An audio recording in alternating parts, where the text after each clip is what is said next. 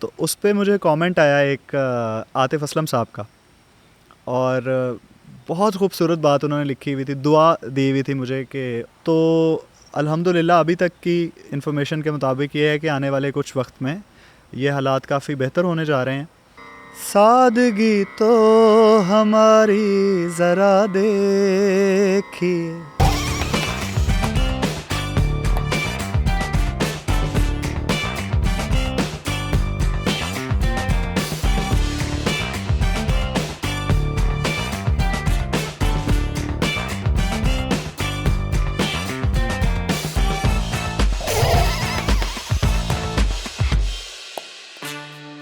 Hello and Assalamu alaikum everyone. This is me, Uzair Hassan, and you are watching yet another episode of The Sapiens Experience.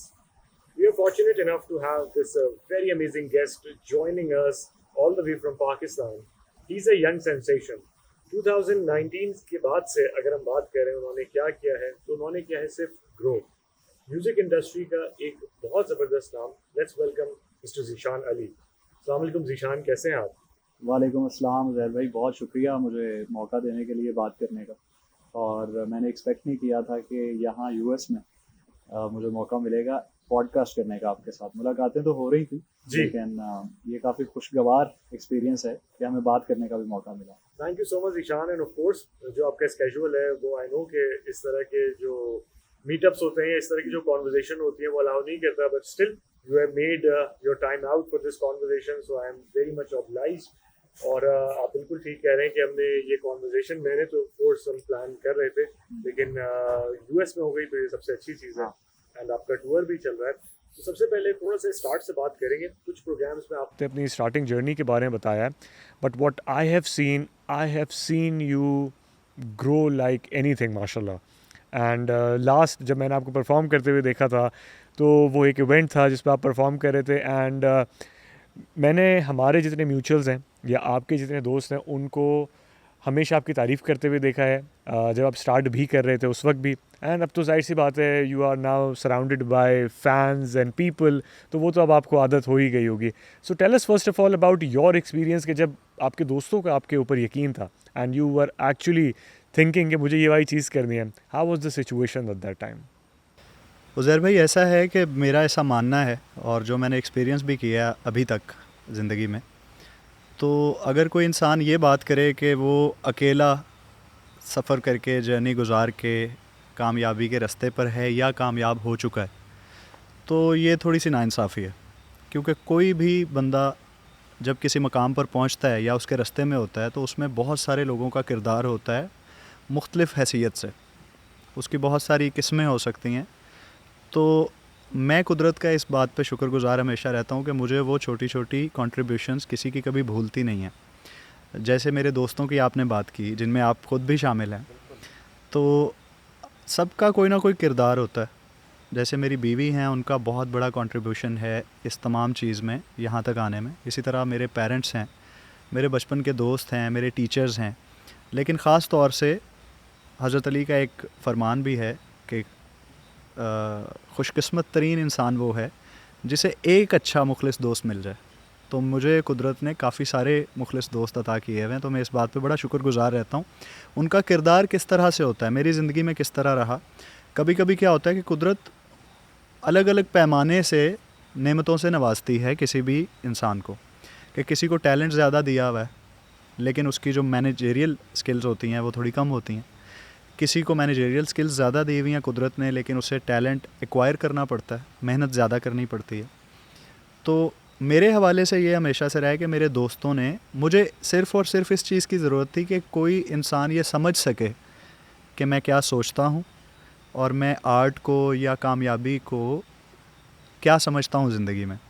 तो कुछ आपके करीबी दोस्त होते हैं जो इस चीज़ को फोरकास्ट कर लेते हैं और वो आपको हमेशा ये हौसला देते हैं या अपने लफ्ज़ों से, अपने जेस्चर्स से, अपनी बातचीत से आपको ये एहसास दिलाते हैं कि तुम एक इम्पॉर्टेंट आदमी हो, या तुम्हारे अंदर वो बात है कि तुम एक दिन यानी पहचान जाते हैं आपको, तो आपकी कदर करते हैं।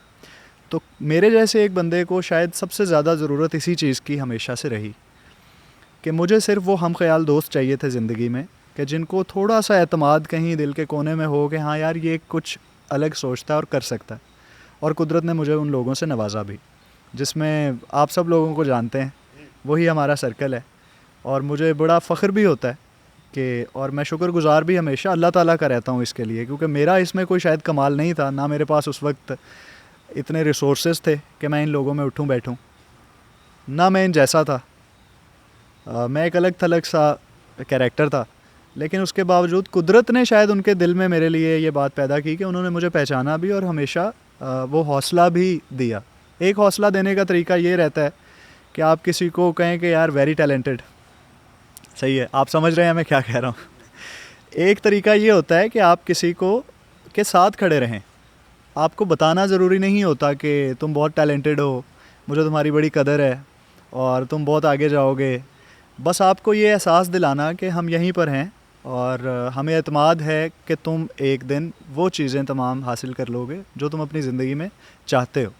तो जो आपकी कदर करते हैं उनका कंट्रीब्यूशन रहता है। मेरी ज़िंदगी में मेरे दोस्तों का, मेरे अज़ीज़ करीब लोगों का बहुत किरदार है, और कुछ लोगों को उसमें से नहीं पता इस बात का कि उनका क्या किरदार है, लेकिन मैं उसको भी कंसिडर करता हूँ और मैं हमेशा उसकी बड़ी कदर करता हूँ। अच्छा Zeeshan, let's take all of us, जो व्यूअर्स भी हैं, लिसनर्स भी हैं, हम सबको इस जर्नी पे लेके जाओ। The starting point of this journey is Nescafe basement. मैं उसको एज अ पिवटल पॉइंट इसलिए कह रहा हूँ क्योंकि उसके बाद से what I have seen, the people were recognising you. Of course आपके दोस्त आपको कह रहे थे, लेकिन उसके बाद एक ऐसा तांता बंदा या जो फॉलोइंग थी आपकी, या जिसे कह सकते हैं कि जो अप्रोच थी लोगों की, वो सीरियस लेवल पे आनी शुरू हुई। And people were start considering you कि ओके ये एक आर्टिस्ट है, ये सिर्फ एक टैलेंट नहीं है जो कि डिस्कवर नहीं हुआ है, बल्कि ही हैज़ दिस कैपेबिलिटी कि ये एक सर्टेन माइलस्टोन अचीव कर सकता है। So from Nescafe basement till Coke studio का 2 AM, how was this journey? असल में कहानी मेरे पॉइंट ऑफ व्यू से नेस्कैफ़े से बहुत पहले से शुरू होती है। तो मैं क्लासिकल म्यूज़िक सीखना चाहता था, लेकिन मेरे ख़ानदान में कोई किसी भी आर्ट से मुंसलिक नहीं है। यानी ना तो विजुअल आर्ट्स हैं, ना कोई शेर व शायरी के हवाले से, या जितनी भी आर्ट्स हैं उनमें से कोई भी मेरे पूरे ख़ानदान में किसी भी आर्ट के साथ उस तरह से मुंसलिक है नहीं। तो मेरी ये ख्वाहिश थी बचपन से स्कूल में कॉम्पिटिशन्स छोटे मोटे होते हैं, वो बज़्म अदब हुआ करता था उस वक्त पे। तो उसमें टीचर्स हमेशा बड़ा मुझे आगे आगे रखते थे कि भाई कोई जो है वो सूफियाना कलाम पढ़ना है, या कोई नेशनल एंथम गाना है, मिली नगमा गाना है, मुकाबला हो रहा है, नात पढ़नी है। तो दूसरा ये कि मैं एक शिया फैमिली से बिलोंग करता हूँ, जिसने मुझे सबसे ज़्यादा हेल्प किया टेक्निकली। मुझे जिस सही रास्ते पर मुझे जिस चीज़ ने डाला, उसमें बड़ा किरदार है इस बात का जो भी मैंने की है।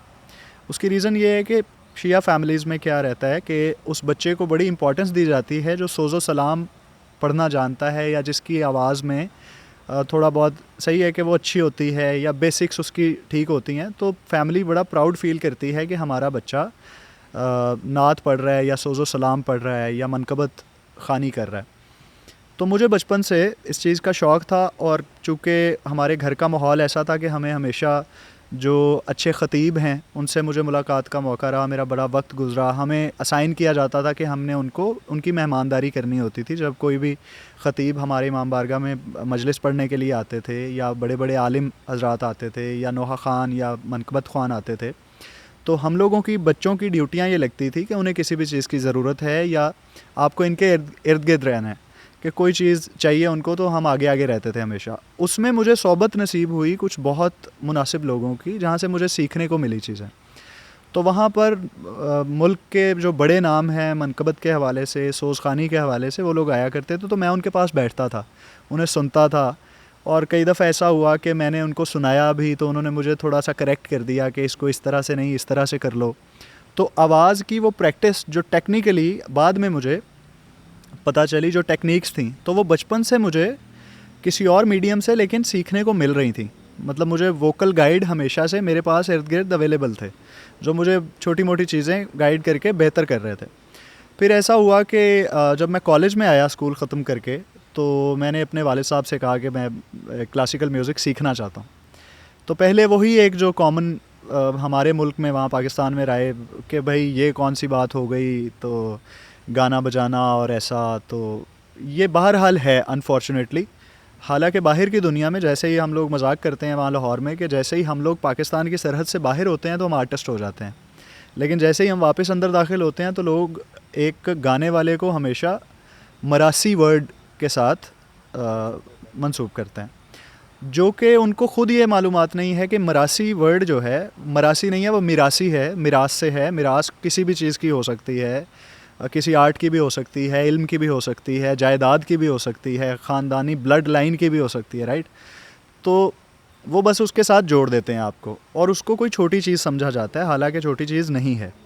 ये एक अलग पूरा टॉपिक है कि मैं इसके ऊपर घंटों बात कर सकता हूँ कि ये मिसकंसेप्शन जो है लोगों की, इसको राइटफुली उस वक्त पता चलेगा जब वो उसका मीनिंग तलाश करेंगे या हिस्ट्री पढ़ना शुरू करेंगे कि ये कहाँ से निकला ये लफ्ज़ और ये कैसे शुरू हो गई। बहरहाल अब्बा को मैंने जब बोला कि मैं म्यूज़िक सीखना चाहता हूँ तो अब्बा थोड़ा सा सॉफ्ट कॉर्नर इस बारे में उनके अंदर था। हालांकि उन्होंने शुरू में मुझे थोड़ा सा वो कहा कि भाई रेजिस्ट किया, लेकिन उनके कहीं ना कहीं सॉफ्ट कॉर्नर था, क्योंकि मेरे वालिद साहब की आवाज़ बहुत खूबसूरत है, उनका भी कुदरती तौर पे, लेकिन वो कभी गा नहीं सके या कभी उन्होंने गाया नहीं। लेकिन घर पे कभी मजलिस के प्रोग्राम में या कभी वो कोई कलाम पढ़ते हैं तो अब मैं ये अंदाज़ा कर सकता हूँ कि टेक्निकली वो कितने दुरुस्त हैं। तो उनकी आवाज़ में वो सारे एलिमेंट्स हैं जो एक सुरीले बंदे के अंदर होने चाहिए। तो चूँकि अब्बा को ख़ुद हमेशा से शौक़ था, गज़ल वगैरह वो गाते थे, घर पे बैठे ऐसे गुनगुनाते थे, तो अब्बा के दिल में सॉफ्ट कॉर्नर था। लेकिन अम्मी बहुत ज़्यादा वो थी कि नहीं ये क्या बात हुई, सब क्या कहेंगे कि लड़के को जो है वो म्यूज़िक वो गाने बजाने का काम कर रहा है। लेकिन बहरहाल वहाँ एक नात का कंपटीशन हुआ हमारे कॉलेज में, नात खानी का।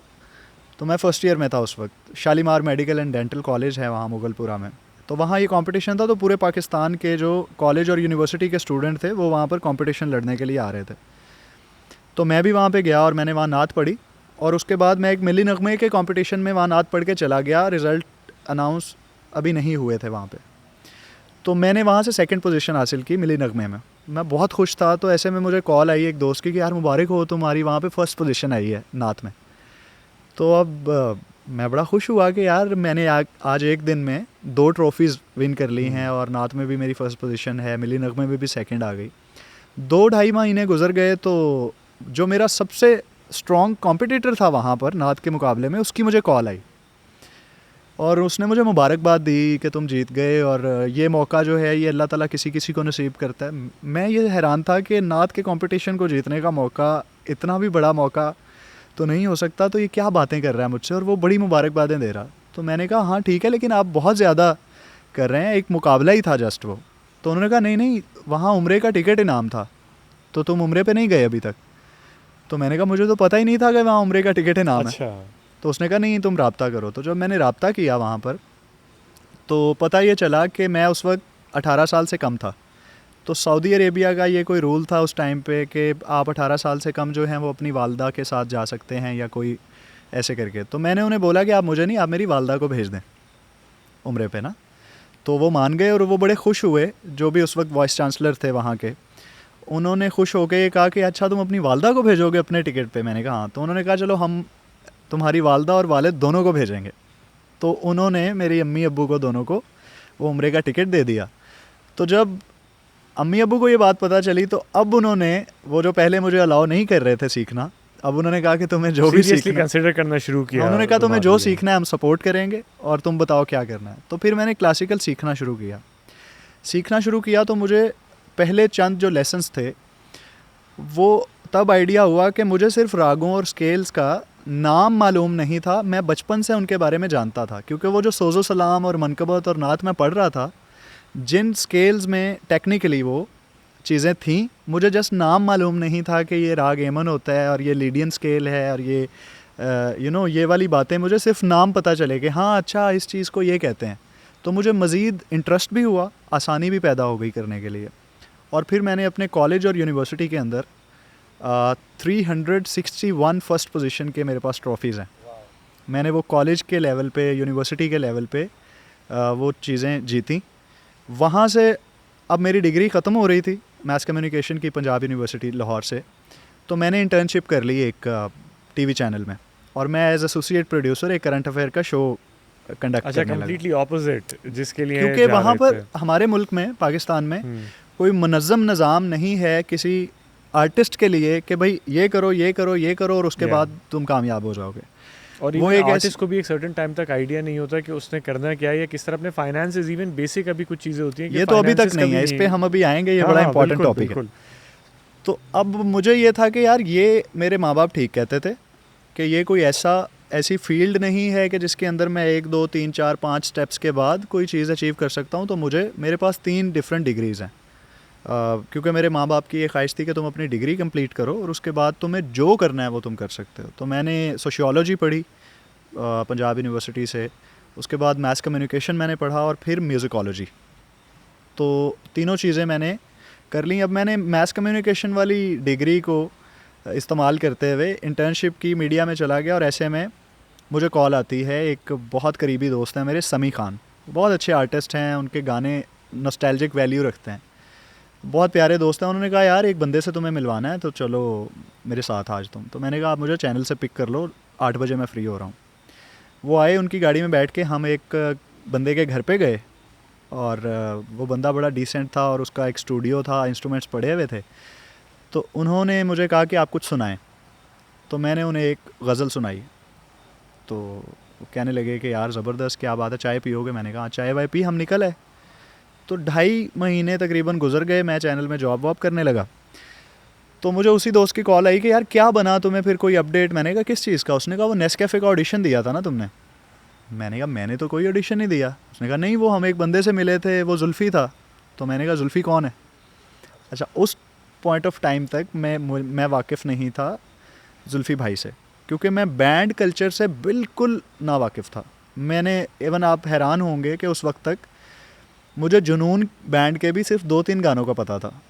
मुझे स्ट्रिंग्स बैंड का इल्म ही नहीं था कि ये कोई बैंड है हमारे मुल्क में, क्योंकि मैं जिस माहौल में पला बढ़ा था वहाँ पर सिर्फ क्लासिकल म्यूज़िक, सेमी क्लासिकल, गज़ल, फोक और ये वाला सुनने को भी यही मिला था, इर्द गिर्द माहौल भी वही था। तो मुझे नहीं पता था पॉप म्यूज़िक भी कोई चीज़ है, इसमें कितने कितने बड़े स्टार्स हमारे मुल्क में हुए हैं। मैं उस्ताद नुसरत फ़तेह अली ख़ान, मेहदी हसन ख़ान साहब, ग़ुलाम अली साहब पे इक्तफ़ा करके बहुत खुश था। तो मुझे खैर उसने तारुफ़ करवाया कि जुल्फ़ी भाई, इनका एक बैंड था ईपी के नाम से और उसमें फ़वाद ख़ान इनिशियली वोकलिस्ट थे। उसके बाद उनका एक कॉल के नाम से बैंड था। तो मैंने उनका सारा वो सोशल मीडिया पे चेक किया तो मुझे अंदाज़ा हुआ कि हाँ यार इस बंदे से तो मैं मिल चुका हूँ। तो फिर मुझे जुल्फ़ी भाई की कॉल आती है कि नेस्कैफ़े का वो गाना है। तो मैंने इंस्टेंटली, यहाँ मुझे कॉल आई नेस्कैफ़े के लिए और मैं सीधा गया अपने प्रोड्यूसर के पास। मैंने कहा सर बाय बाय। अच्छा। मैं ज़िंदगी में जो करना चाहता था कुदरत ने मुझे मौका दिया है करने का। मीडिया कभी मेरा इंटरेस्ट नहीं था, मैं ये सिर्फ इसलिए कर रहा था कि मेरा वहाँ कुछ बन नहीं रहा था। तो उन्होंने अंडरस्टैंड किया, पहले थोड़ा गुस्सा किया कि मैंने तुम्हारी इतनी ट्रेनिंग की है, तुम अब एक तैयार बंदे हो, तो मुझे शुरू से किसी बच्चे को तैयार करना पड़ेगा। मैंने कहा सर अब मेरा ना मामला तय हो गया, निकल रहा है, बिल्कुल। तो मुझे आप इजाज़त दें अब। तो खैर वो बड़े काइंड थे और अभी भी मेरा उनके साथ बड़ा अच्छा ताल्लुक़ है। उन्होंने मुझे किताबें पढ़ने पे लगाया, इमरान नसीम साहब उनका नाम था। खैर मैं नेस्कैफ़े चला गया, मैंने वहाँ गाना गाया और मुझे नहीं पता था ये गाना इस कदर निकल जाएगा और हिट हो जाएगा। और वो होता क्या है, जब हिट हो जाता है तो करना क्या होता है। और वही मैं एक यूनिवर्सिटी से पास आउट हुआ हुआ नया बच्चा, तो गाना आया और वो सीज़न 4 का सबसे हिट गाना अभी तक है। उसके बाद हालांकि सीज़न 5 भी आया, लेकिन जो स्टैट्स उस गाने के अभी तक आ रहे हैं और जितने शोज़ में मैं जाता हूँ वो शो स्टॉपर गाना अभी भी मेरा होता है। तेरे जिया होर दिसदा वो ट्रैक था। उसके बाद शोज़ आने लगे, पैसे आने लगे, ट्रैवल शुरू हो गया। तो अब मुझे मैनेज करनी नहीं आती थी, वही जो शुरू में आपने बात की। मुझे पता नहीं था पैसे आए तो क्या करते हैं, मशहूर हो जाएं तो करना क्या चाहिए, बातचीत कैसे होती है, कॉन्ट्रैक्ट्स किस तरह से पढ़ते हैं, डीलिंग किस तरह से करते हैं, ज़ीरो।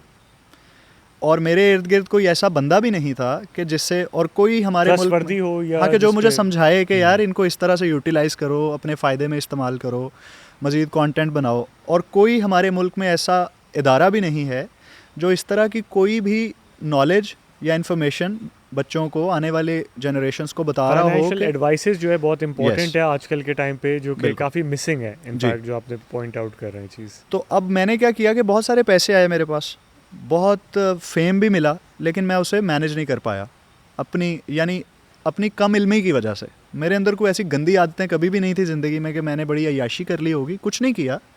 वो पैसे मैंने इस्तेमाल किए अपनी ज़रूरियात के हिसाब से, शॉपिंग कर ली, ये कर लिया, वो कर लिया, अपनी ख्वाहिशें पूरी कर ली कि भाई फ़लाँ चीज़ मैं ख़रीदना चाहता था, पहले नहीं ले सकता था, अभी ले ली। लेकिन वो पैसे चले गए, अब टाइम गुजरता गया और मैंने कोई ओरिजिनल म्यूज़िक रिलीज़ नहीं किया, क्योंकि मुझे पता ही नहीं था कि यार इसको सस्टेन करने के लिए अभी आपको एक मौका मिला है, अब आप दुनिया तक अपनी आवाज़ पहुंचा सकते हो, तो मुझे अपना ओरिजिनल म्यूज़िक रिलीज़ करना चाहिए। तो मैं 2 साल के बाद वो गाना फेड होता गया और कॉन्ट्रैक्ट था नेस्कैफ़े के साथ। हम जिस कंपनी से उन्होंने वो गाने के राइट्स लिए थे, क्योंकि वो ओरिजिनली नुसरत फ़तेह अली खान साहब का गाना था, कि 2 साल के बाद वो गाना रिमूव कर देंगे। तो 2 साल के बाद नेस्कैफ़े ने वो गाना हर प्लेटफॉर्म से रिमूव कर दिया। अब वो जो रहती सहती भी थोड़ी बहुत पहचान थी वो भी गई डिजिटल से। तो मैं वहीं पर खड़ा हो गया आके जहाँ से मैं शुरू हुआ था, कि अब शोज़ भी नहीं मिल रहे। अब आहिस्ता आहिस्ता लोग पहचानना भी बंद हो गए हैं, गाना पुराना हो गया है। तब तो दाढ़ी मूछ भी नहीं निकली हुई थी, अब ज़रा थोड़ा सा तो अपीयरेंस में भी चेंजेस आ गए। तो अब मुझे ना बड़ा डिप्रेशन होने लगा और वो चीज़ें होने लगी, महसूस होना शुरू हुई चीज़ें कि यार ये मैंने क्या किया है। और अब मैं दोबारा शुरू से ज़ीरो से, मुझे फिर से तो नेस्कैफ़े नहीं एक मौका देगा, और अभी मुझे क्या करना चाहिए।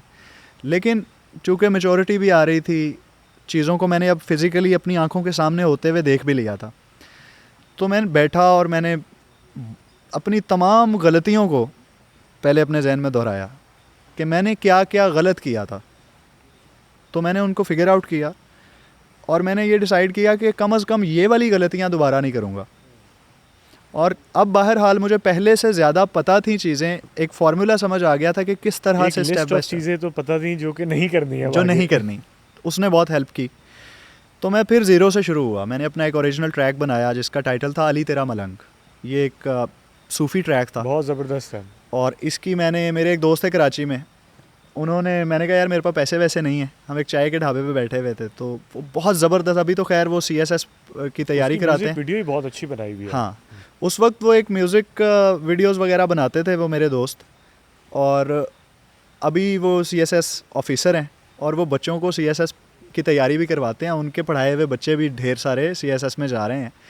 तो उन्होंने कहा कि यार पैसों वैसों की टेंशन नहीं है, गाड़ी में पेट्रोल डलवाने के और अकोमोडेशन के पैसे हम मिलजुल के कर लेते हैं, मुझे तुम्हारे इस गाने की वीडियो करनी है, गाना बहुत अच्छा है। तो उनके पास कल्टस गाड़ी थी, हम कराची से निकले सामान वामान रख के, उसने कैमरा 2-3 लेंस रखे, मैंने हारमोनियम रखा, गिटार रखा, और हम निकल गए इंटीरियर सिंध में। 2 दिन में हम वापस आ गए दोनों, सारा फिल्मिंग करके। उसने एडिट की, 4 दिन बाद वीडियो मुझे रफ कट दिखाया। मैंने कहा यार ये तो बड़ी ज़बरदस्त वीडियो निकल आई। मेरे हिसाब से उस टाइम पे जितने रिसोर्सेज थे वो एक ज़बरदस्त वीडियो थी। बल्कि जो लोग अभी सुन रहे हैं और देख रहे हैं, जिन्होंने अभी वो गाना नहीं सुना हुआ, वो यूट्यूब पर जाएं और देखें वो गाना, बहुत अच्छा ट्रैक है। वो गाने ने एक दफ़ा फिर से मुझे थोड़ा सा पुश कर दिया। ओरिजिनल ट्रैक अगेन 2019, और फिर वही मेरा दोस्तों का सर्कल जिन्होंने मुझे दोबारा से मोटिवेट किया। उन्होंने मुझे कॉल्स करके बताया कि यार वेल डन, ये गाना बहुत ज़बरदस्त है। तो आपको हौसला अफजाई चाहिए रहती है हर वक्त। एक आर्टिस्ट को जितनी ज़रूरत दाद की होती है बिल्कुल उतनी किसी चीज़ की नहीं होती। तो मेरा हौसला एक दफ़ा फिर से बुलंद हो गया कि यार मुझे ना कुछ करना है। फिर कराची में एक स्टूडियो है बिग फुट म्यूज़िक के नाम से, वहाँ मेरे दोस्त हैं हमद खान और सुहेब लारी। उन्होंने मुझे कहा कि यार हम ना ओरिजिनल म्यूज़िक बनाते हैं और तुम्हारे पास इतनी कॉम्पोजिशंस हैं तुमने बना के रखी। तो मैंने एक एक करके ओरिजिनल म्यूज़िक बनाना शुरू कर दिया और मेरे 8-10 ट्रैक्स वहाँ पे रिलीज़ हुए, जिसमें से एक ट्रैक नॉमिनेट हुआ पीसा अवार्ड्स के लिए। और ए फॉर अलिफ एक स्टूडियो है, उमैर डार मेरे दोस्त हैं, उन्होंने मेरा एक एल्बम प्रोड्यूस किया। हमने एक बैंड तरतीब दिया वहाँ रहते हुए, सुरख्वाब के नाम से। तो उसका एक एल्बम आया और साथ में 8-10 गाने मेरे ओरिजिनल आए। तो एक गाना जो है वो नॉमिनेट हो गया पीसा अवार्ड में दुबई में, दूसरा गाना लक्सस्टाइल अवार्ड में नॉमिनेट हो गया, तीसरा गाना किसी और तीसरे अवार्ड शो में। तो एक साल में मेरी कुछ 8-10 नॉमिनेशंस आ गई। सिंगर ऑफ द ईयर में कभी आ रही है, कभी सॉन्ग ऑफ द ईयर में आ गई है, कभी किसी में आ रही है। मिला मुझे कभी नहीं, एक मिला मुझे। और वो खैर होता क्या है कि छोटी छोटी चीज़ें कनेक्ट होती हैं तो आपके रास्ते खुलते जाते हैं। मुझे अंदाज़ा नहीं था कि यार ये नॉमिनेशंस, मैं कभी अवार्ड सिस्टम पे ना मेरा यकीन था ना है, ना मुझे किसी भी तरह का कोई लालच कभी भी अवार्ड्स का रहता है। मैं वो वाला आदमी नहीं हूँ अवार्ड्स में जाने वाला। कनेक्शन की जहाँ पे ईशान तुमने बात की है, थोड़ा सा ये बताओ कि अभी तुमने एक अपनी पूरी एक स्ट्रगल, एक जर्नी डिस्क्राइब की, तो जब ये वाला फेज़ चल रहा होता है तो बंदा अपने गोल से कनेक्टेड कैसे रहता है? एंड ख़ास तौर से मैं पूछना चाहूँगा उन लोगों के लिए जो अभी तुम्हारे शायद जो तुमने फेज़ जिससे गुजरे हो, अभी वो हो सकता है उसी फेज़ में जी। मौजूद हो। तो अपने गोल से कनेक्टेड रहने का सबसे ईज़ी तरीका तुमने क्या ढूँढा था? जबकि तुम्हें लग रहा था कि अब जो है चीज़ें फेड आउट हो रही हैं, फ़ेम भी शायद जा रहा है, या एक ऐसा टाइम जब फ़ेम था ही नहीं, तो उसको कैसे देखा? ज़ुहैर भाई, मेरा ख्याल है इनफरादी तौर पे मेरे केस में मेरा ऐसा है कि मैं एक बिलीवर आदमी हूँ, ठीक है। मैं मुझे छोटी सी कोई बात काफ़ी है अपनी पूरी ज़िंदगी तब्दील करने के लिए। मैं हमेशा अपने अंदर इस चीज़ का मार्जिन रखता हूँ कि मुझे कभी भी किसी पॉइंट पर अगर ये रियलाइज़ होता है कि ये चीज़ जो मैं बचपन से प्रैक्टिस कर रहा था, ये अगर मुझे ट्रूली किसी पॉइंट पे रियलाइज़ हो जाए कि ये गलत थी, तो मैं उसी लम्हे उसको बदलने के लिए तैयार रहता हूँ। दूसरी चीज़, आपको ये ज़रूर पता होना चाहिए कि गोल है क्या। सबसे पहले गोल बनाना आना चाहिए आपको अपना, कि मुझे अचीव करना क्या है ज़िंदगी में, तो फिर आप उसकी तरफ चलना शुरू करते हैं ना। बिल्कुल। अगर आपको पता नहीं है तो सबसे पहला डायरेक्शन लेस आपकी Yes, जो है जर्नी बस होगी आप फिर, मेहनत बिल्कुल। किए जा रहे हो। अगर ज़ोर आजमाई की और मेहनत की बात की जाए तो वो तो एक गधा भी बहुत करता है, लेकिन उसकी कोई डायरेक्शन नहीं होती। यानी वो भी वज़न उठा के रोज़ लेके जा रहा है और लेकिन इंसान में और एक जानवर में या किसी सेंसलेस क्रिएचर में फ़र्क ये है कि वो सोच के चीज़ों को तरतीब दे सकता है और अपना गोल डिसाइड कर सकता है। तो सबसे पहले आप ये सोचें कि करना है क्या आपको, फिर कोई डायरेक्शन बनेगी, आप सोचना शुरू करोगे, फिर स्टेप बाय स्टेप आप उसकी तरफ चलते चले जाओगे। तो मेरी ज़िंदगी का गोल मशहूर होना नहीं था, मेरी ज़िंदगी का गोल पैसे कमाना भी नहीं था। वो सिर्फ एक छोटे छोटे एलिमेंट्स थे। ऐसा भी नहीं था कि मैं पैसे नहीं चाहता था। समझ लें बाय प्रोडक्ट थे जी जी, जो तुमने अचीव किए अल्टीमेटली। क्योंकि इनकी ज़रूरत तो बहरहाल ज़िंदगी में बहुत रहती है, फाइनेंसिस की भी, आपको रिकग्नाइजेशन भी चाहिए रहती है, पर ये मेरे मेन गोल्स नहीं थे, अभी भी नहीं है। ये वो चीज़ें हैं जो आपको कॉम्प्लीमेंट्री कुदरत अता करती है। मेरा गोल ये था, अभी भी है। पहले मेरे दोस्त इस बात पे हंसा करते थे या कभी वो कहते थे अबे ये कौन सी फजूल बात कर रहे हो, लेकिन अब वो शायद इस बात पे मज़ीद एतमाद करने लगे हैं। मेरा गोल ये था कि मुझे मरने के बाद याद रहना है, यानी जब मैं नहीं होऊंगा तो तब मेरा किया हुआ कुछ ऐसा होना रियलाइज चाहिए। करना at a very early age itself एक जो है वो अनबिलीवेबल चीज़ है, क्योंकि जी। यूजुअली लोग इस तरह की जो सोच लाते हैं, इस तरह का जो माइंडसेट आता है, वो एक एज लिमिट क्रॉस करने के बाद होता है। जी, तो एक अपने आप में दिस इज एन अचीवमेंट। लेकिन ये मेरी नज़र में ऐसा है कि enough to think like that. मैं इसको ऐसे देखता हूँ कि ये तो कुदरत की मर्ज़ी है ना, ख्याल कुदरत अता करती है। वो किसी बच्चे के दिमाग में बहुत बड़ा ख्याल भी डाल सकती है। मुझे नहीं पता मेरी अक्ल या मेरा इंटेलेक्ट या मेरी समझदारी या मेरी मैच्योरिटी उस वक्त क्या थी, मैं कितना बेवकूफ़ था या कितना समझदार था। बहरहाल कुदरत ने मेरे दिमाग में ये ख्याल डाला कि मुझे ये चाहिए। तो मैं ये नहीं कहता मैं बचपन से बड़ा कोई इंटेलेक्चुअल आदमी हूँ, नहीं, पर कुदरत ने मेरे जहन में ये ख्याल, शायद मेरी सोबत की वजह से या जो मेरा ब्रॉटअप था, जिन लोगों के इर्द गिर्द मुझे वक्त मिल रहा था, तो मेरे जहन में ये ख्याल आया कि मुझे कुछ कंट्रीब्यूट करके जाना है। और उसके लिए मेरे सामने मिसालें कौन थीं, ये भी ज़रूरी है। सबसे बड़ी मिसाल उसमें मेरे सामने उस्ताद नुसरत फ़तेह अली ख़ान साहब थे, कि उनको दुनिया से गए हुए इस वक्त मेरा ख्याल है 3 दिहाइयाँ होने वाली हैं। लेकिन आज भी अगर आप स्पॉटिफाई खोलें, अगर आप यूट्यूब खोलें, आप दुनिया के किसी कोने में, अभी मुझे अल्लाह ताला ने मौका दिया है कि मैं दुनिया घूम रहा हूँ, मैं मुख्तलिफ़ मुल्कों में जा रहा हूँ अपने मुल्क की आर्ट को लेके, तो मुझे एक चीज़ का एहसास हो रहा है कि आप दुनिया के किसी कोने में उस्ताद नुसरत फ़तेह अली ख़ान का कोई गाना गा दें स्टेज पर, आपका शो हिट है।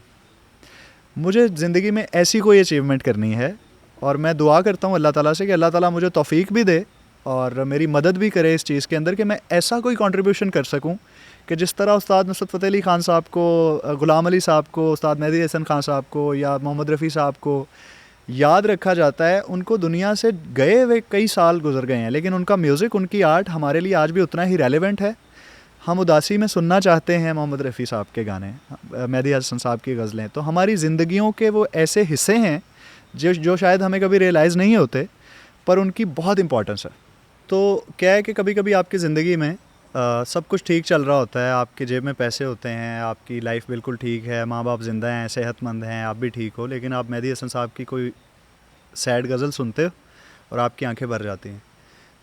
क्योंकि साइंटिफिकली अभी तो बहुत रिसर्च हो गई इस चीज़ के ऊपर वर्ल्ड वाइड कि बराह रास्त आपके ऊपर फ्रीक्वेंसीज़ और वाइब्रेशन और म्यूज़िक बराह रास्त आपकी बॉडी पर असरअंदाज होता है।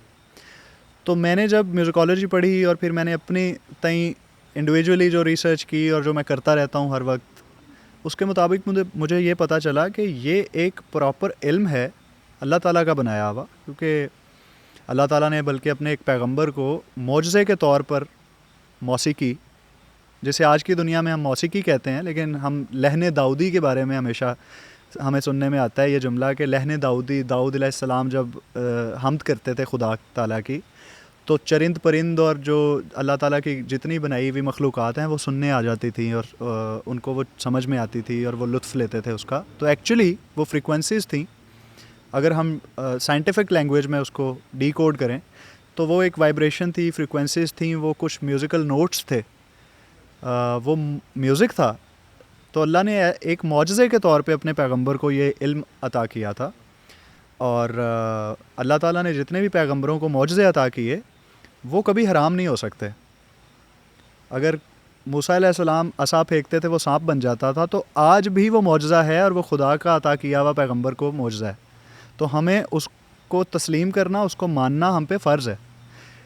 मौसीकी के हवाले से कोई भी मज़हब दुनिया में ना तो मना करता है ना इसको हराम कहता है, बल्कि इसका ताल्लुक़ इस चीज़ से है कि वो इम्पैक्ट क्या कर रही है। और वो किसी भी चीज़, हाँ, वो किसी भी चीज़ के हवाले से हो सकता है। अल्लाह ताला ने हमें हाथ दिया, अगर हम किसी के ऊपर जुल्म करेंगे तो ये हराम है, अगर हम किसी यतीम के सर पर प्यार दे देंगे तो ये हलाल है। छुरी है, आप उससे सब्ज़ी भी काट सकते हैं और किसी को मर्डर भी कर सकते हैं।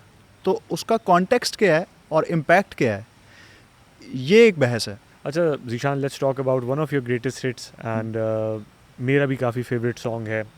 एंड अगर उस सॉन्ग की पर्टिकुलर बात की जाए तो हमने देखा वो इंडिया में बहुत ज़्यादा हिट हुआ, डिस्पाइट बीइंग कि उसके बहुत सारे कवर्स ऑलरेडी मार्केट में मौजूद हैं थे और लोग अभी भी बना रहे हैं। So what was that one particular thing जो आपको सुनने को मिली, या जब आपकी बात होती है अपने इंडियन दोस्तों से तो वो कौन सी चीज़ आपको फिगर आउट हुई उस सॉन्ग के हवाले से जिसने उसको वायरल किया? देखिए, जैसे मैंने अभी बताया कि मेरी ज़िंदगी में मेरे जो ऐसे लोग हैं जिनको मैंने देखा है हमेशा और जिनको फॉलो करने की कोशिश की है, वो मैंने नाम भी लिए अभी। तो उस्ताद नुसरत फ़तेह अली ख़ान साहब, अगर हम ख़ुसूसी तौर पे मैं ज़िक्र करूं, तो उनका ये कमाल था कि म्यूज़िक में डिफरेंट एलिमेंट्स होते हैं। जैसे उसका सबसे स्ट्रॉन्ग एलिमेंट होता है उसके लिरिक्स, पोइट्री। दूसरा एलिमेंट होता है उसकी कॉम्पोजिशन, कि उसकी मेलोडी क्या है। तीसरा एलिमेंट होता है आर्टिस्ट जो उसे गा रहा है। चौथा एलिमेंट होता है वो वोकल टोन और टेक्सचर, उसमें कितना असर है, वो कैसा फार्मूला किसी के गले में फॉर्म हुआ है जो किसी दूसरे इंसान के कानों को प्लीजिंग लग रहा है। तो ये बहुत सारी, फिर विजुअल उसका राइट, फिर उसकी म्यूज़िकल प्रोडक्शन, उसका मास्टर मिक्स, वो साउंड कैसा कर रहा है। तो ये सारी चीज़ें मिल के एक ऐसी चीज़ बनाते हैं ऑडियो के हवाले से जो किसी दूसरे इंसान के कानों को भली लगती है, वो उससे रिलेट कर पाता है, उसको सुकून मिलता है, अच्छा लगता है, तो वो किसी आर्टिस्ट को सुनना शुरू करता है। ट्रू। तो मैं चूँकि उस्ताद नुसरत फ़तेह अली ख़ान साहब को मैंने अपनी ज़िंदगी में हमेशा इतना करीब रखा है और मैं इतना गौर से देखा है उनको और सुना है कि मैंने हमेशा ये जानने की कोशिश की है कि वो ऐसा कौन सा ना नज़र आने वाला एलिमेंट है जो ख़ान साहब ऐड करते हैं अपनी चीज़ में कि वो आपकी रूह तक उतर जाती है चीज़।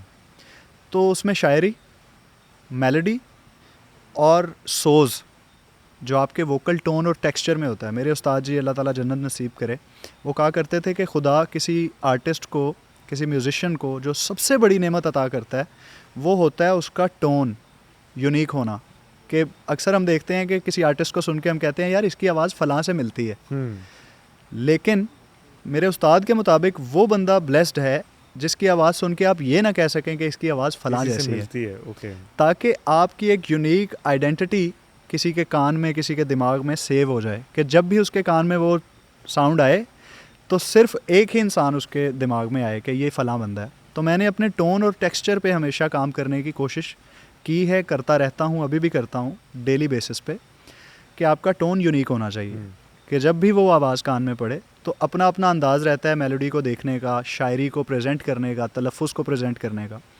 तो सादगी, सबा अकबर आबादी साहब की शायरी है, जो कि बहुत बड़े शायर गुज़रे हैं पुराने वक्तों में, और उस्ताद नुसरत फ़तेह अली ख़ान साहब ने उसको कव्वाली के अंदाज़ में गाया हुआ है ऑलरेडी। लेकिन मैं चूँकि गज़ल पसंद करता हूँ, तो मैंने कव्वाली में से पोइट्री और मेलोडी ले ली और उसको अंदाज़ जो है वो गज़ल वाला, यानी जॉनरा उसका बिल्कुल तब्दील कर दिया। एक्सपेरिमेंट था।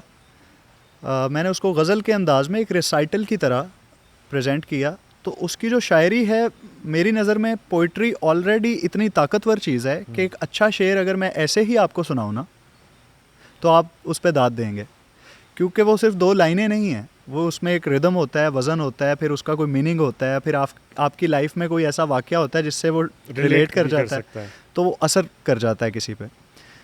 तो जब मैंने उसको रिसाइटल की तरह किया, तो उसकी शायरी ऑलरेडी इतनी स्ट्रॉन्ग थी, उसका एक एक लफ्ज़ और उसका बोल और उसका मीनिंग जो निकलता है वो तकरीबन हर कॉमन इंसान की ज़िंदगी में रिलेटेबल है, राइट।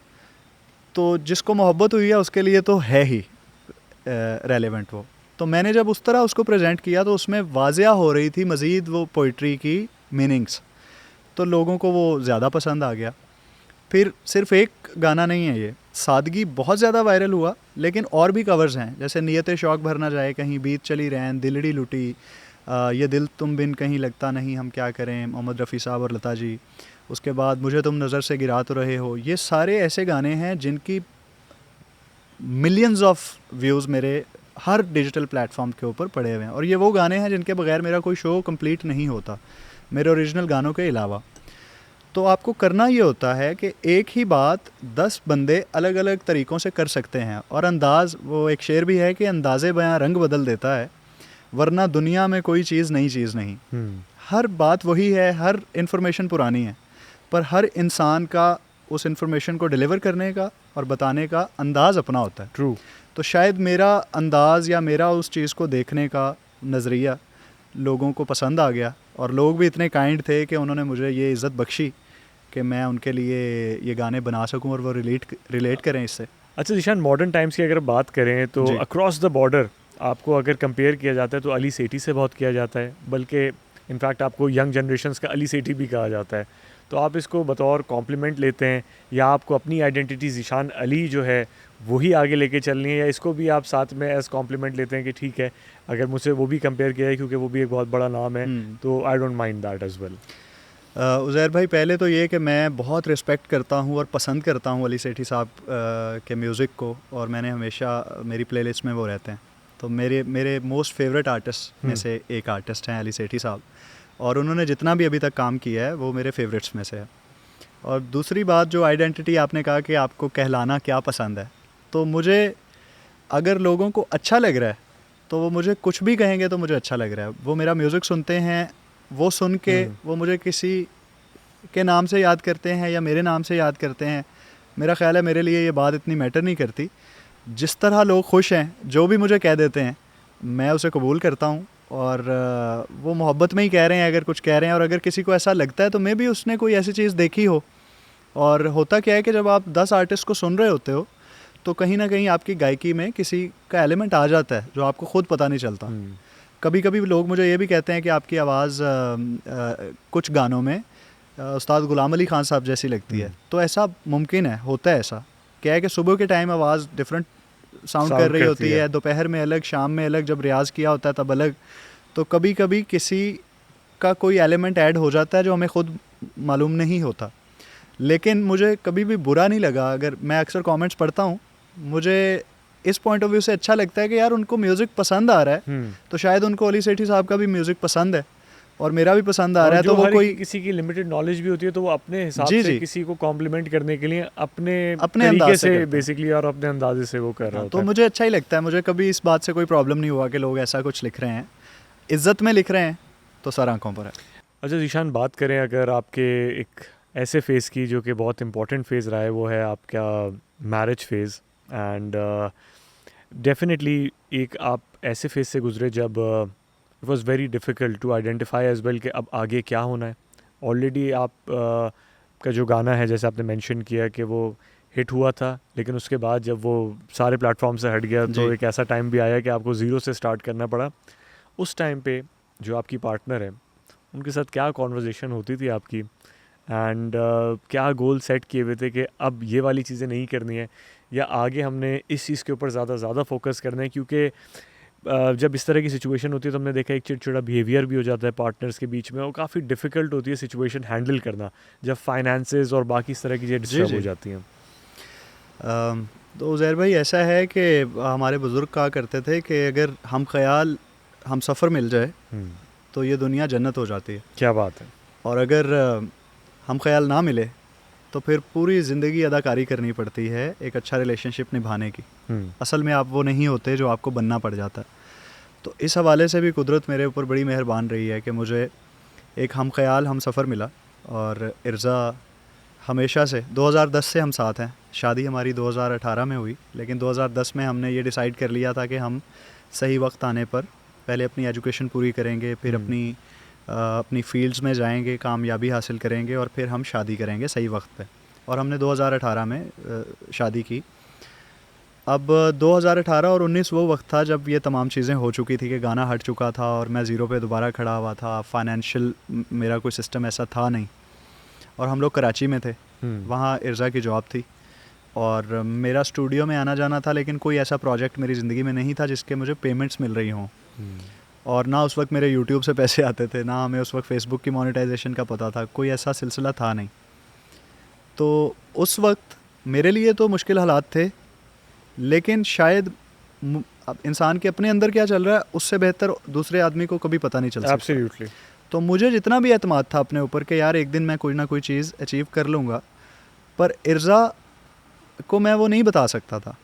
बावजूद इसके उसका एतमाद और उसका सब्र, उसका ये फल है जो मैं आज यहाँ पे बैठा हुआ हूँ, या जो भी मैं ज़िंदगी में आगे करने वाला हूँ।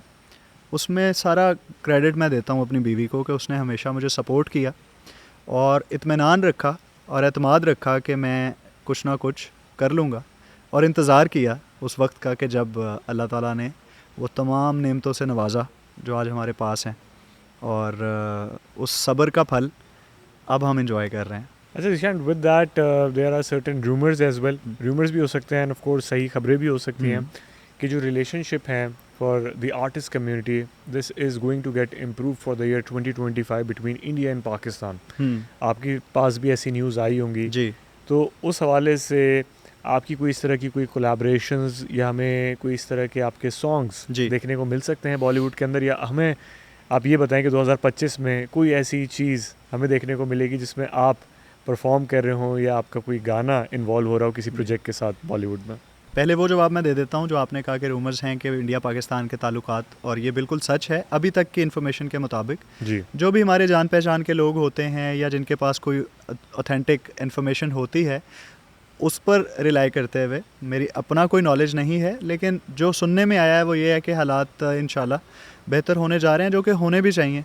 आर्ट का कोई बॉर्डर नहीं होता, ये यकीन करना पड़ता है आपको सच्चाई के साथ आर्ट करने के लिए। तो मेरा ये यकीन है कि आर्ट का कोई बॉर्डर, कोई लिमिट्स नहीं होती, कोई रंग, कोई नस्ल नहीं होती। आर्ट सबके लिए इक्वल होती है, जैसे कुदरत सबके लिए इक्वल है, हवा सबके लिए इक्वल है, सांस ले सकते हैं सब, पानी सबके लिए इक्वल है, सब पी सकते हैं। इसी तरह आर्ट भी सबके लिए इक्वल है कि जो लोग कंज्यूम कर सकते हैं उनका हक है कि वो दुनिया के हर आर्टिस्ट को सुने या उसकी आर्ट से लुत्फ़अंदोज़ हो सकें। तो अल्हम्दुलिल्लाह अभी तक की इन्फॉर्मेशन के मुताबिक ये है कि आने वाले कुछ वक्त में ये हालात काफ़ी बेहतर होने जा रहे हैं, और मेरी दुआ है कि ये सच हो और हो जाएं। जहाँ तक ये है कि मेरा कोई प्रोजेक्ट आने वाला है या नहीं, तो अल्हम्दुलिल्लाह बिल्कुल आने वाला है। एक नहीं, काफ़ी सारे हैं, और अल्लाह ताला ने बहुत मेहरबानी की है कि मुझे मौका मिला है कुछ बड़े प्लेटफॉर्म्स के लिए काम करने का, जो मैं कर चुका हूँ। हाँ, मैं उसे बॉलीवुड नहीं कह सकता, बट उसमें हमसाये मुल्क के हिंदुस्तान के कुछ प्रोजेक्ट्स हैं। और जहाँ तक इस बात का ताल्लुक़ है कि बॉलीवुड या ऐसी चीज़ें, तो अगर तो ये हालात सचमुच में बेहतर हो जाते हैं तो मुझे पूरी उम्मीद है कि बहुत सारा काम मुझे और मेरे फ़ेलो आर्टिस्ट्स को पाकिस्तान से करने का मौका मिलेगा, क्योंकि मेरे साथ जो लोग राब्ते में हैं काफ़ी बड़े डायरेक्टर्स हिंदुस्तान के, जिनके क्रेडिट्स हैं, जिनका मैं फ़ैन हूँ और जिनका शायद पाकिस्तान में एक बहुत बड़ा वो है, नाम है, लोग उन्हें उनका काम देखना पसंद करते हैं। उन लोगों से मेरी व्हाट्सएप पे, सोशल मीडिया पे बातचीत रहती है हमेशा। हम डिस्कस करते हैं प्रोजेक्ट्स के बारे में, आर्ट के बारे में, और उनकी और मेरी म्यूचुअल ख्वाहिश रहती है ना सिर्फ मेरे साथ काम करने की, बल्कि हम दूसरे आर्टिस्ट के बारे में भी डिस्कस करते हैं। वो बताते हैं कि भाई हम फ़लाँ आर्टिस्ट का हमने वो काम सुना, हम उनके साथ काम करना चाहते हैं। मैंने अपनी बहुत सारी चीज़ें उनको सुनवाई जो उन्हें बहुत पसंद आई, और वो उनकी ख्वाहिश ये थी कि अगर पॉसिबल होता तो वो भी शायद उन चीज़ों को इस्तेमाल कर रहे होते किसी ना किसी अपनी फ़िल्म या अपने प्रोजेक्ट के लिए। तो अगर तो ये रास्ता खुलता है तो मेरे अकेले के लिए नहीं, बल्कि मेरे तमाम आर्टिस्ट कम्युनिटी के लिए जो पाकिस्तान में आर्टिस्ट हैं उनके लिए बहुत सारे मौके पैदा होंगे, and of मौके course, पैदा होंगे। और travelling बढ़ेगी, ये काम कोई ऐसी आएगा। बात नहीं, मैं यहाँ ग्लोरीफाई नहीं कर रहा कि भाई अगर कोई हिंदुस्तान से ही काम करेगा तो ये कोई ख़ास बात है। मैं सिर्फ इस पॉइंट ऑफ व्यू से बात कर रहा हूँ कि ज़्यादा लोगों तक और ज़्यादा कानों तक आपकी आवाज़ पहुँच पाती है जब आप अगर इस चीज़ को कंपेयर करें, अगर सिर्फ पाकिस्तान की आबादी की बात करें तो वो 23-24 करोड़ है जी, और हिंदुस्तान की आबादी बहुत ज़्यादा है। तो अगर ये सारी ऑडियंस मिल जाए तो आप सोचिए कि किसी भी आर्टिस्ट को कितनी मुनासिब अंदाज से उसकी आर्ट को फ़रोग मिलेगा और वो लोगों तक अपनी आवाज़ बेहतर अंदाज में पहुंचा सकता है। अच्छा Zeeshan, for an artist appreciation is very important. जी। जैसे आपने मेंशन किया कि एडमिरेशन होती है, अप्रिसिएशन होती है, ये मैटर तो करती है, जी but for some artist there is this one appreciation जिसके लिए वो वाकई मेहनत कर रहा होता है। तो आपके लिए कोई ऐसी इंस्पिरेशन जिसको आप समझते थे एट टाइम जब आप स्ट्रगल कर रहे थे, जी। उनकी तरफ से आपको कोई अप्रिसिएशन जब मिली, पहले तो बताएं वो आर्टिस्ट कौन था या वो पर्सन कौन था, एंड जब ऐसी सिचुएशन हुई तो लगा ऐसा कि एक सर्टेन जो चीज़ मैंने सोची थी अब मैं उसके करीब पहुंच गया हूँ, या मैंने एक सर्टेन जो माइलस्टोन्स अपने लिए डेजिग्नेट किए हुए थे अब मैं उनके काफ़ी करीब हूँ? ऐसा हुआ कि अभी उस वक्त कोक स्टूडियो नहीं आया था, अलबत्ता सादगी और दीगर जो कवर्स थे वो काफ़ी लोग पसंद कर रहे थे, सुन रहे थे, और काफ़ी प्यार आ रहा था लोगों की तरफ से। सोशल मीडिया पे भी काफ़ी तूफ़ान बरपा हुआ था। तो ऐसे में मैंने अपने एक लाइव शो की वीडियो जिसमें मैं गा रहा था मुझे तुम नज़र से गिरा तो रहे हो, लाइव कॉन्सर्ट में, तो ऑडियंस मेरे साथ गा रही थी। बड़ी खूबसूरत सी एक छोटा सा क्लिप था 1 मिनट 30 सेकंड का इंस्टाग्राम पे। तो उस पर मुझे कमेंट आया एक आतिफ़ असलम साहब का, और बहुत खूबसूरत बात उन्होंने लिखी हुई थी, दुआ दी हुई थी मुझे कि, और साथ ये लिखा हुआ था कि अल्लाह ताला ने आपकी आवाज़ में एक ग्रेस रखी है, और साथ में दुआएं लिखी हुई थी, और नीचे लिखा हुआ था कि ये कमेंट मैं ख़ुद कर रहा हूँ। तो मुझे बड़ा, और यकीन करिए इतनी हौसला अफजाई होती है जब आप जिन लोगों को देखकर बड़े होते हैं, जो लोग आपके लिए स्टार्स होते हैं या उस मकाम पे होते हैं जहां आप पहुंचने की सोचते हो, जब उस तरफ से आपको हौसला अफजाई मिलती है तो आपका कलेजा बड़ा हो जाता है, आपकी मोटिवेशन बढ़ जाती है, आप दुगनी मेहनत करना शुरू कर देते हो। मुझे बहुत हौसला अफजाई मिली। उसके बाद इत्तेफाक ये हुआ कि चंद महीनों के बाद एक जगह पर एक शो में, प्राइवेट एक गैदरिंग में, मेरी आतिफ़ असलम साहब से मुलाकात हो गई, बड़ी रैंडम सी। तो उन्होंने मुझे बुलाया अपने पास और मुझे हग किया और जफ्फी डाल के मुझे 5-6 मिनट तक वो अच्छा खड़े रहे, और मेरे कान में उन्होंने एक बात कही कि समझ आ रहा है कि क्या हो रहा है। तो मैंने उन्हें कहा कि मुझे समझ तो नहीं आ रही क्या हो रहा है, और मैं समझना भी नहीं चाहता। मुझे पता है खुदा की तरफ से हो रहा है और अल्लाह ताला की तरफ से हो रहा है, और मैं अल्लाह ताला की चीज़ें समझने की कोशिश करना भी नहीं चाहता। तो अल्लाह ताला अगर मेहरबानी कर रहे हैं तो मैं सिर्फ़ इस मौके पर शुक्रगुज़ार हूँ अल्लाह ताला का कि अल्लाह ताला ने मुझे इस काबिल समझा। तो खैर उन्होंने फिर मुझे बहुत सारी ऐसी बातें, जैसे शुरू में मैंने आपको बताया कि हमारे मुल्क में कोई इदारा, कोई इंस्टीट्यूशन, गाइडेंस नहीं है कि कोई किसी कंसल्टेंसी नहीं है प्रॉपर, आप किसी से कंसल्ट नहीं कर सकते कि यार आखिर एज आर्टिस्ट जब मेरी ज़िंदगी में पैसे और फेम आने लगेगा या प्रोजेक्ट्स आने लगेंगे तो एक्चुअली मुझे करना क्या है। तो मेरी ज़िंदगी में मैं शायद हमेशा याद रखूँगा कि आतिफ़ असलम साहब ने मुझे बेशुमार ऐसी, वो जो जितनी भी हमारी मुलाकात थी कुछ घंटों की, उसमें उन्होंने जितनी चीज़ें मुझे सिखाई वो शायद अगले कई साल मेरी ज़िंदगी में मेरे काम आएंगी। और छोटी छोटी उनकी बात के अंदर इतनी बड़ी बात थी जो मेरी ज़िंदगी के लिए काम आ जाएगी, क्योंकि उन्होंने ज़िंदगी में वो तमाम सफ़र तय कर लिया है जिस रास्ते पर अभी मैं निकला हूँ। उन्होंने पूरी दुनिया देख ली है, वो हर नस्ल हर रंग के आदमी से मिल चुके हैं, फेम के हवाले से बात करें, फाइनेंसिस के हवाले से बात करें, और वो अगले कई साल लोगों के जहनों और दिलों पर राज करने वाले हैं। तो मुझे उन्होंने कुछ छोटी छोटी बातें ऐसी बताई कि जो शायद अगली पूरी ज़िंदगी मेरे काम आएंगी, और मेरे रास्ते क्लियर हो गए कि मुझे अब क्या डिसीजन लेना है किस पॉइंट पे। तो शायद मैं उनका शुक्रगुजार हमेशा रहूँगा, और अभी भी कभी उनसे मुलाकात होगी तो मैं उनसे सीखने की और कोशिश करूँगा कि मुझे ऐसा कुछ मिले कि जो मेरे काम आ जाए। Absolutely, he's a gem of a person. Ji. And इसके साथ ही we are now moving towards the end of this podcast. And ending से पहले of course हम यहाँ पे बैठे हैं, and आपको मैंने रील्स पे एंड सोशल मीडिया पे तो काफ़ी परफॉर्म करते हुए देखा है. So I really wanted to have this live experience. Of course आपके कॉन्सर्ट्स भी अटेंड करने हैं अभी हमने, लेकिन अब हमारी ऑडियंस के लिए इनफैक्ट क्या चीज़ सुनाएंगे आप अभी? मेरा ख्याल है जो सबसे ज़्यादा इस वक्त करंटली 2 चीज़ें लोगों को बहुत ज़्यादा पसंद आई हुई हैं और वो बहुत मोहब्बत और प्यार दे रहे हैं. वो एक कोक स्टूडियो सीज़न 15 का जो मेरा गाना है 2 AM, उससे बहुत प्यार कर रहे हैं लोग. और दूसरा सादगी, ऑब्वियसली उसको लोग अभी तक बड़ी मोहब्बत दे रहे हैं. तो 2 AM चूँकि एक पूरा ऑर्केस्ट्रल और उसकी एक अरेंजमेंट है, वो शायद मैं लाइव इस तरह बगैर किसी इंस्ट्रूमेंट के ना गा सकूं, लेकिन सादगी में अपने तमाम देखने वालों के लिए और ख़ास तौर से आपके लिए उसका एक शेर मैं पेश कर देता हूँ.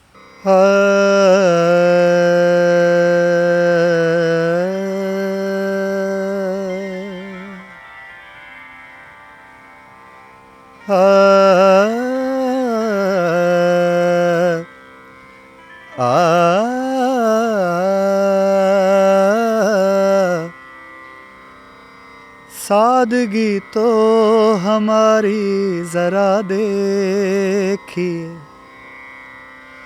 सादगी तो हमारी ज़रा देखिए, एतबार आपके वादे पर कर लिया. सादगी तो हमारी ज़रा देखिए, सादगी तो हमारी ज़रा देखिए, एतबार आपके वादे पर कर लिया. बात तो सिर्फ एक रात की थी, मगर इंतज़ार आपका उम्र भर कर लिया. जिक्र एक बेवफा और सितमगर का था, जिक्र एक बेवफा और सितमगर का था. आपका ऐसी बातों से क्या वास्ता, आपका ऐसी बातों से क्या वास्ता. आप तो बेवफा और सितमगर नहीं, आप तो बेवफा और सितमगर नहीं. आपने किस लिए मुँह धर कर लिया. सादगी तो हमारी ज़रा देखिए, सादगी तो हमारी ज़रा देखिए, एतबार आपके वादे पर कर लिया. बात तो सिर्फ एक रात की थी, मगर इंतज़ार आपका उम्र भर कर लिया.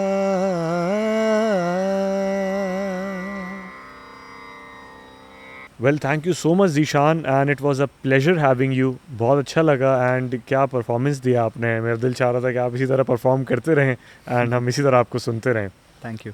Thank you. With that, this is me Uzair Hassan signing off, and I'll see you in another podcast very soon. Till then, take care.